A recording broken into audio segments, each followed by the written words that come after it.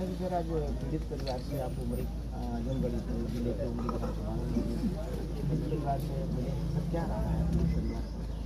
देखिए, पीड़ित परिवार आप समझ सकते हो, जिसका जवान बेटा है, परिवार का इकलौता बेटा है, इसकी 2 महीने शादी को, पिता की भी उम्र इतनी बढ़ रही है कि उनको भी अब एक सहारे की ज़रूरत है।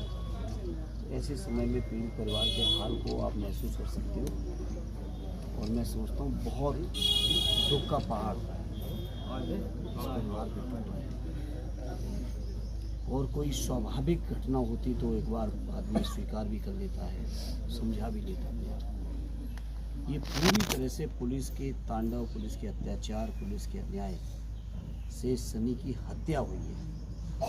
मैं कभी इस घटना को आत्महत्या मानने को तैयार नहीं हूँ। उस समय भी, घटना के दिन भी मैं मौजूदा जिले में उस शहर में मोर्चरी पे गया था, परिवार के लोगों से मिला। और आज भी मैं इस बात को मानता हूँ कि ये सुनियोजित हत्या है और इसको आत्महत्या का रंग दिया जा रहा है प्रशासन द्वारा, सरकार द्वारा। परिवार सर कह रहा है कि जो पोस्टमार्टम रिपोर्ट तैयार हुई है वो कहीं न कहीं परिवार संतुष्ट नहीं है। स्वाभाविक है, क्योंकि पुलिस को, प्रशासन को, लोगों को, पुलिस शासन को अपनी पुलिस को बचाना है, अपने प्रशासन को बचाना है, तो वो सारी चीज़ें उनको करनी थी। सारी चीज़ें मैनिपुलेटेड है। जो मौके की घटना कह रही है उस घटना के हिसाब से सनी ने आत्महत्या नहीं की।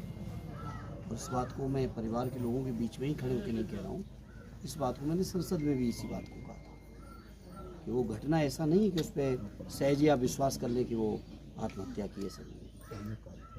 मैं सोचता हूँ, मैं ही नहीं, शायद ही कोई इस बात से सहमत होगा कि उन्होंने आत्महत्या की। जैसा कि सर पीड़ित परिवार से हमारी बात हुई, अब तक जो भी एसटी आयोग से भी तमाम चीज़ें मिली हैं, 4-5 चीज़ें, वो सर पीड़ित परिवार कह रहा है कहीं ना कहीं मुझसे काफ़ी दूर है, वो मुझे अभी तक प्राप्त नहीं हुई। क्या कहना चाहेंगे? वो नहीं हुई नहीं प्राप्त, वो कह रहे हैं तो बेहतर ही कह रहे हैं। हालांकि आज मानवाधिकार की नोटिस हुई है, इस बात की सूचना मुझे भी आई है।